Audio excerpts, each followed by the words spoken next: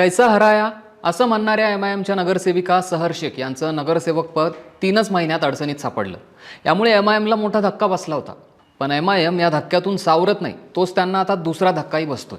मानखुर्द शिवाजीनगर मतदारसंघातल्या एमआयएमच्या महिला नगरसेविकेचं जात प्रमाणपत्र जात पडताळणी समितीने अवैध ठरवल्यामुळे त्यांचं पद रद्द होण्याची शक्यता निर्माण झाली आहे। मानखुर्द शिवाजीनगरमधल्या एमआयएमच्या नगरसेविका रोशन इरफान शेख यांना हा कायदेशीर दणका बसलाय। निवडणुकीच्या वेळी रोशन शेख यांनी जे जात प्रमाणपत्र दिलं होतं त्याबद्दल समाजवादी पक्षाचे पदाधिकारी मोहम्मद महफूज शेख यांनी तक्रार केली होती। जेव्हा या कागदपत्रांची नीट तपासणी झाली तेव्हा त्यात खूप चुका आणि विसंगती दिसून आल्या।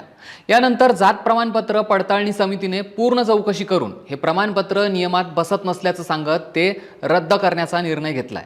रोशन शेख यांनी या मतदारसंघातून 1348 मतांनी विजय मिळवला होता। पण आता जर त्यांचं पद गेलं तर इथली राजकीय गणितं पूर्णपणे बदलू शकतात। नियमाप्रमाणे जर त्यांचं पद रद्द झालंच तर त्यांच्या खालोखाल दुसऱ्या क्रमांकाची मतं मिळवणारे उमेदवार मोहम्मद महमूद शेख यांना नगरसेवक होण्याची संधी मिळू शकते। या निर्णयामुळे एमआयएम पक्षाला मोठा धक्का बसला असला तरी रोशन शेख यांनी अजूनही आशा सोडलेली नाहीये। त्यांनी समितीच्या या निर्णयाला उच्च न्यायालयात आव्हान देण्याची तयारी सुरू केली आहे। आम्ही कायद्याचा मान राखतो, पण या निर्णयाविरुद्ध आम्ही हायकोर्टात नक्की दाद मागू, असं रोशन शेख यांच्या जवळच्या लोकांकडून सांगण्यात येतंय।